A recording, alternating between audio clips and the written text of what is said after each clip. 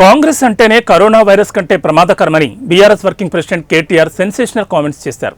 తాజాగా ఆయన assembly media point వద్ద మీడియాతో మాట్లాడారు. రాష్ట్ర బడ్జెట్ ప్రసంగం చూస్తే 100 రోజుల్లో 6 గ్యారంటీలు అనే మాట పాత్ర వేశారని స్పష్టంగా అర్థమవుతుందన్నారు. రాహుల్ గాంధీ ప్రకటించిన 2 లక్షల ఉద్యోగాలు ఏమయ్యాయని ప్రశ్నించారు. నిరుద్యోగ భృతి గురించి ఒక్క మాట కూడా లేదన్నారు.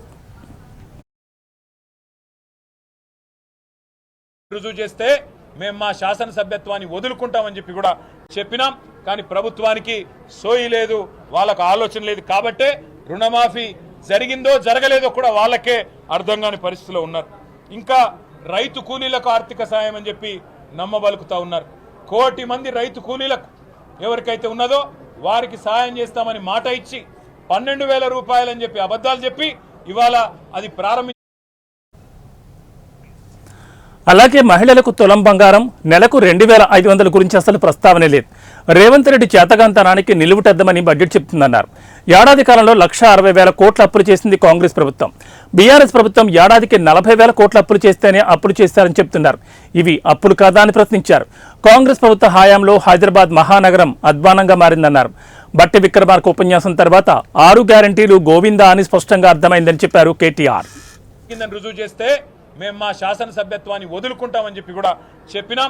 కానీ ప్రభుత్వానికి సోయి లేదు, వాళ్ళకు ఆలోచన లేదు. కాబట్టే రుణమాఫీ జరిగిందో జరగలేదో కూడా వాళ్ళకే అర్థం కాని పరిస్థితిలో ఉన్నారు. ఇంకా రైతు కూలీలకు ఆర్థిక సాయం అని చెప్పి నమ్మబలుకుతా ఉన్నారు. 1 కోటి మంది రైతు కూలీలకు ఎవరికైతే ఉన్నదో వారికి సాయం చేస్తామని మాట ఇచ్చి 12,000 రూపాయలు అని చెప్పి అబద్ధాలు చెప్పి ఇవాళ అది ప్రారంభించినామని చెప్తా ఉన్నారు.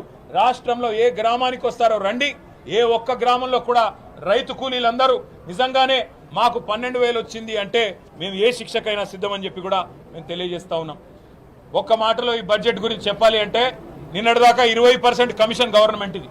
మరి ఈ బడ్జెట్ చూస్తే 40% కమిషన్ పెంచుకొని ఢిల్లీకి మూటలు పంపడానికి ప్రయత్నం చేస్తూ ఉన్నట్టుగా కనబడతా ఉన్నది. ఆదాయాన్నేమో పాతాళానికి తొక్కేసినామని ముఖ్యమంత్రి గారు చెప్పారు. 70,000 కోట్ల ఘాటా ఉంది అని ముఖ్యమంత్రి గారు నిన్నగాక మొన్న వరంగల్ జిల్లాలో బహిరంగ సభలో చెప్పినాడు. మరి ఎవరి వల్ల పడిపోయింది ఆదాయం?